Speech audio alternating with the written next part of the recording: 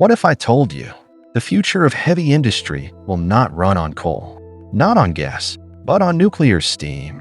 And China just made it real. In Jiangsu Province, China has started building something the world has never seen before, the world's first hybrid nuclear plant made specially for factories. Not just to make electricity, but to make clean industrial steam for petrochemical plants. Right next to this plant is a huge petrochemical hub. Every single hour, it needs 13,000 tons of hot steam to run. Earlier, this steam came from burning coal. That meant massive pollution and massive carbon emissions. Now, nuclear energy will do this job, quietly, safely, and almost carbon-free. What makes this plant special? It uses two nuclear reactors working together. One makes the steam, the other heats it to super high temperature for chemical factories. Engineers even use digital simulations and robots to build and control this complex system.